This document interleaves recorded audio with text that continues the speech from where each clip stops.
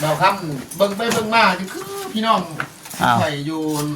คืออะไรบ่ยังมีคนคืนบ่ห้ามอีกอยู่เนาะแม่นเราเป็นช่างเพดาน บ่เข้าไปสร้างยังบัดนี่ ใช่อ่ะ สร้างหยังดิบ่ครับ สร้าง ใช่อ่ะถึงนอกดิ เป็นเกี่ยวจับขังจังคะแนน อะไรบ้า คือการทางแน่เนาะ แม่นคอยเบิ่งเรียนเพราะทุกกันมาไปยามบุญยามชิ้นก็ว่าแม่นลา ลงกันรถดิได้ยินแล้วว่าเวลาเทื่ออยู่เด้ เราเนี่ยเอาเมียอยู่สวรรค์เมียเราเนี่ยฮะ แบบบ่ดำบ่สูงซ้ำกันเลยบ่ แม่นเตี้ย หันนะ แม่นเลยเนาะ แม่มันจักเกีย คือกันเลยดิ นี่ฉันนึงเราก็ไปเหตุงานเพดานตอนสอบเป็นเรียนกัน อ๋อ มาเบิ่งซ้ำกับเจ้าแล้ว ไม่เดียวกันเลย น้อยกว่าใหญ่เป็ดว่าแล้วแม่เราคนไทยนะเดี๋ยวพูดอาชพรเราเลยเตี้ยแม่แล้วกินได้ครับ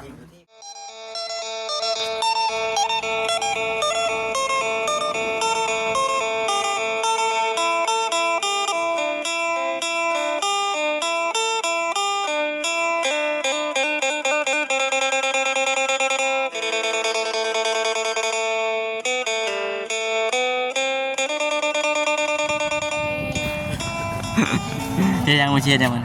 บ๊อบ คนให้มันตัวมีมันกี่ดิฮะ จะนายกินข้าว เอาคนจ้ะ มาเราจะว่า ต้องยีผ้าบ่สิลุยนะต้องยีผ้าบ่สิลุย บัตรนี้ลุย มาใช่ไหม ลงมา จะสิลุยเลยพอชี ก่อนนึง เป็นมือกล้องไง เจ้าลีได้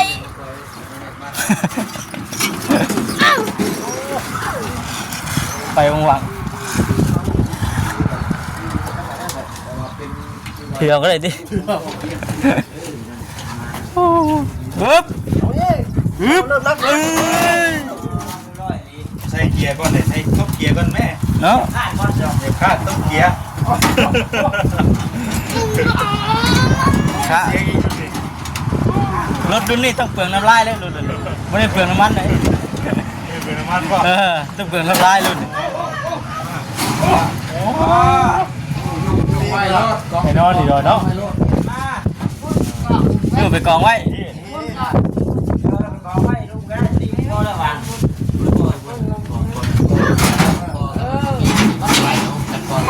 เฮ้ยเอาไว้ทางนั้นเนาะ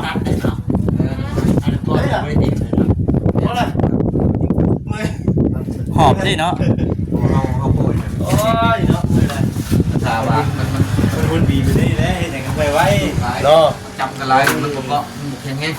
จนหอบดิเลยกันเลยดิ ได้ก่อน แหละข้าวมันต่อเขานี่ข้าวหมู ได้พักปลูกยังได้พักนะ เจ้า นี่ ลี ก็สิฮอด ยังไม่ได้ปลูกโย ไว้ดิยันไม่ ยังไม่ปลูกพักนะ คุดนานไว้สินะเนาะ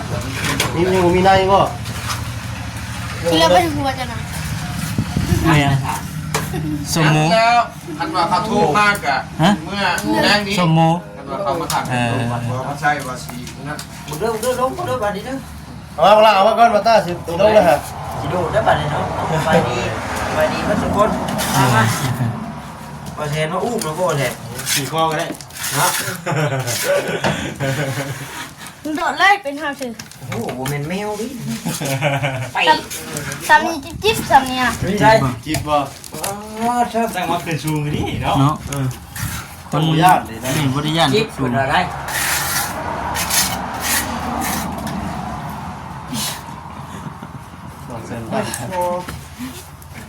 ช่วงหนาว เงิ งู นก้อนเลยเนาะ หมุนวัด หน้าตาก็เริ่มมีเก็ดมีหยังเนาะ จะเสียเรื่องพญานาคบ่ จะเชื่อต้องใช่ว่าจะเชื่อเรื่องพญานาคบ่จะเชื่ออยู่บ่เชื่ออยู่บ่เชื่ออยู่ดิเริ่มมีเก็ดมีหยังไงเนาะ น่าจะว่า จะเชื่ออยู่บ่อันพญานาคมีจริงบ่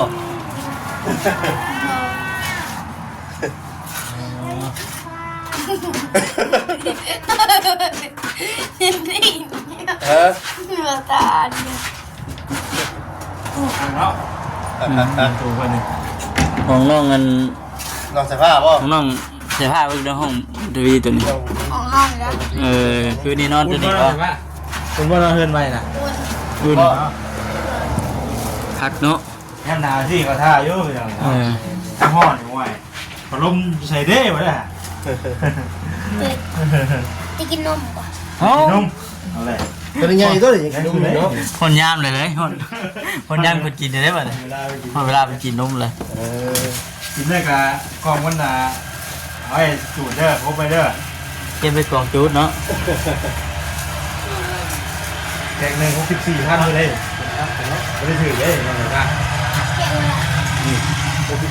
64,000เลย เก็บอะไร โอ้ปล่อยไม้ว่าบัดนี้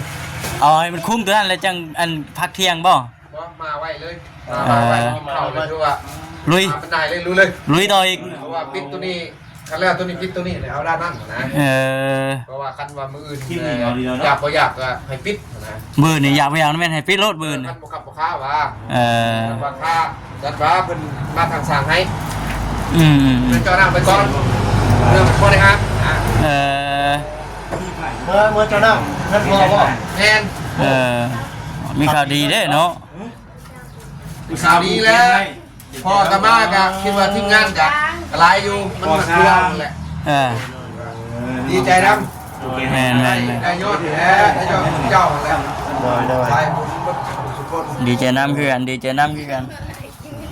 คันบ่ขับบ่ค้ากันคันว่าได้เจ้าชาเมื่อ เลย นั่นเอาคิดเมื่อ ผูกตัววิ เมื่อบ่แรงนี่บ่ ผูกตัววิเสี แล้ว ย ก็ต้องกินก่อนถึงเขามามื้ออื่นเพราะว่าแรงนี่ว่าเขาสิมาเบิ่งก็ใช้บ่นะใช้หม้อให้เพิ่น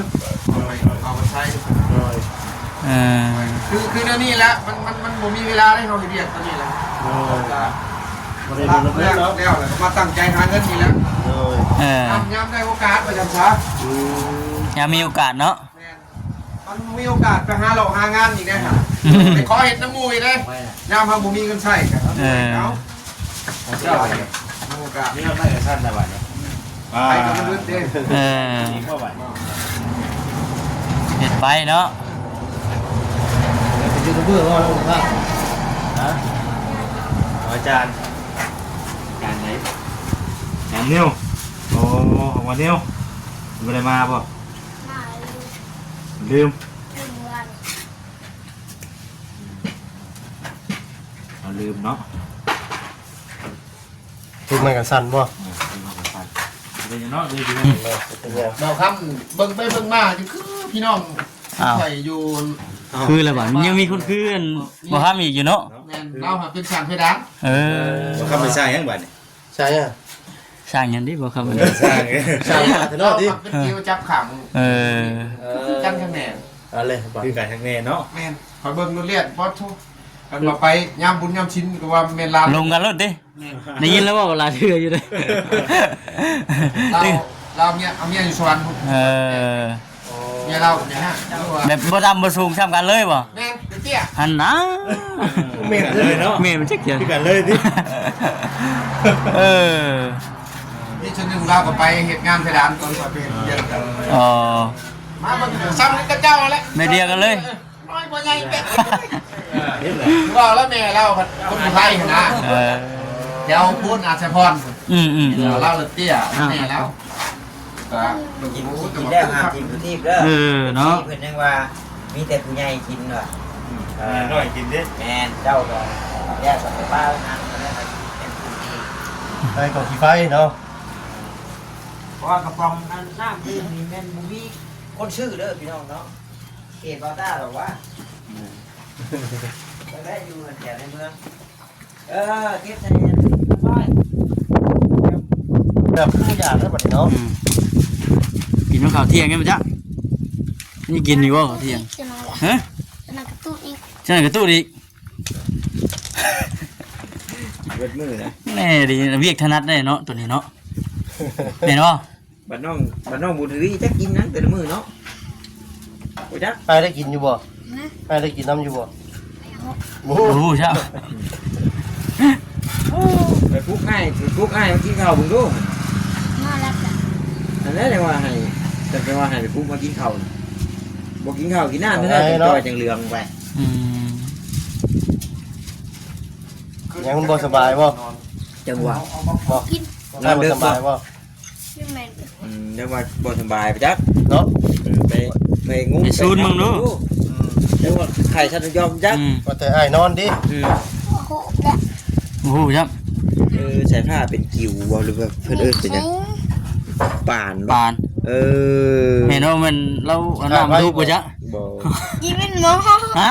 วอันน้ำลูก บางคนบ่อาบน้ำนี่นะเอลี ยิ้มเป็นหมอต้องมียิบเจ้าคนนี้ เนาะไม่ตั้งแต่ว่านี่ไปจ้ะ อีกนี้ เบิ่งหมายไว้ก่อนจะมาเห็นห้อยขีดนี่แม่นบ่ได้อาบน้ำมือนี่จะยังเห็นนี่แม่นบ่ได้อาบน้ำนี่เบิ่งเอาจื้อละทำนี่กันหมายไว้เด้อเชิญสิออก ใช่เจ็บลายหนึ่ง เจอเราเด็กเองเนาะ ตัวเห็นเลยได้ค่ะ เนาะ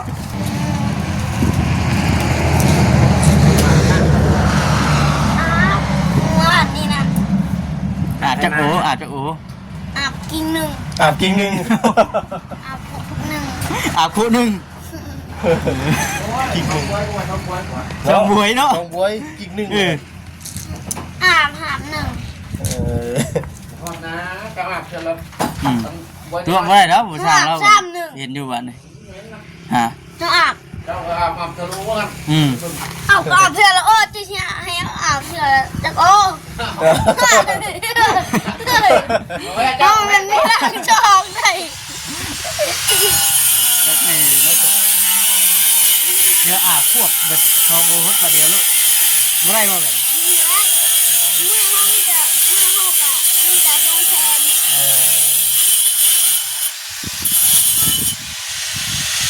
แล้วหนึ่งจะเข้าคือลูกแล้วหนึ่งเข้าน้ำ บ่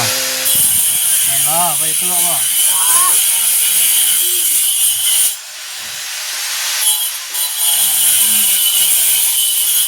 สายนี่ครับแล้วเกี่ยวจวดคนตุ่มบุกแล้วเลยบุกเดือนแรกก็มันลงมา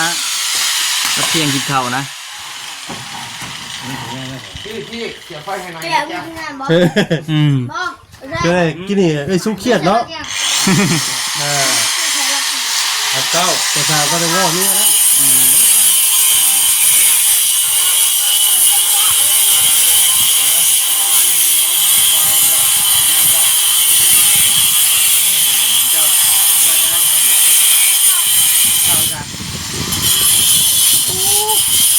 นอนอยู่นี่เลย โอ้ ไม่ยากมันก็ผ่านนะก็ว่าไม่ยากหรอกนี่คนเห็นไหน ใครจะแจ้งได้ช่วง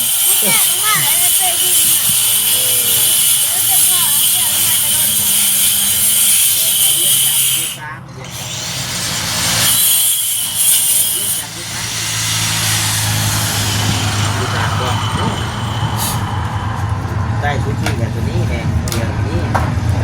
นะ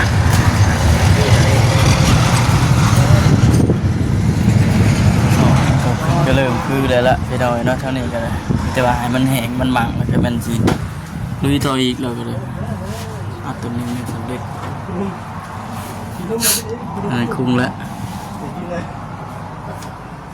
เอาไม่ใช่มาแบบมาแต่นมไป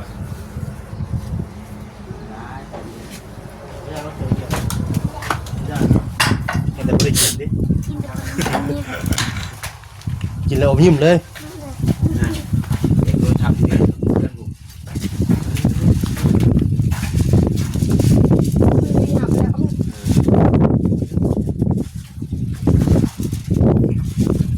มืดเนาะ เมื่อเจ๊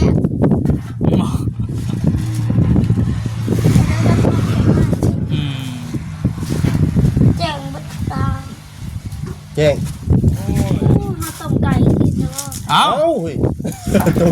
จ้างที่อยากกินต้มไก่ว่ะเนี่ย พี่พ่อได้ไหนเนาะ เนาะ พี่พ่อได้ไหนมันอยากแล้วนะ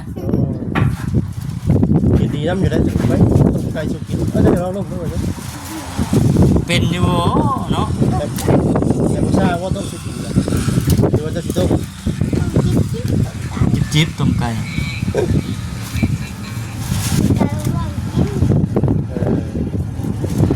คิดไก่เพื่อนกิน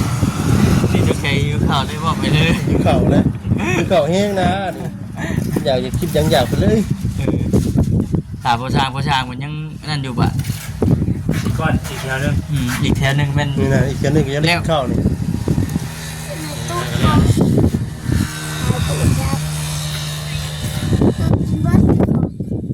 ฮะใส่ตู้ ตึ๊บไม่ได้กินหมูกระทะบ่ช่วงนี้ วิทยามนาหรือเปล่าวิทยามนาเราเป็นบ่กินบ่ ไม่ได้กินหมูกระทะบ่ ต้องเข้ากับบรรยากาศด้วยเนาะบรรยากาศหนาวๆนั่งอ้อมเตาหมูกระทะ แข้งชื่อยังแข้งนี่เคยถึงยัง เขา มีดปาดว่าจะเจือ เขาตะปอง ตัวฟอก ให้ทำออเดอร์มาเรียน เขาตะปองนี่ จะเลยจะพูด มันหาไม่ได้บุเออความหนึ่ง มันนี่ยิบบ่บ่เนี่ยมันนี่ยิบเลย ที่เราไป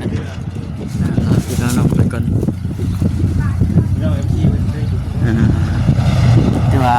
เวลาพี่น้องเนาะจะพากันเดินทางไปต่อลูกกันที่บ้านน้องลำข้างทุกใจโอเคพี่น้องเนาะสมัยก็มีกับฝากทางคนพี่เบิร์ดทุกคนกดติดตามมาชมเบิ่งในเด้อพี่น้องเด้อเนาะเอามาเบิ่งมาชมแล้วก็จะพากดข้ามโฆษณาของโปรแกรมไปพี่น้องเลยสบายดี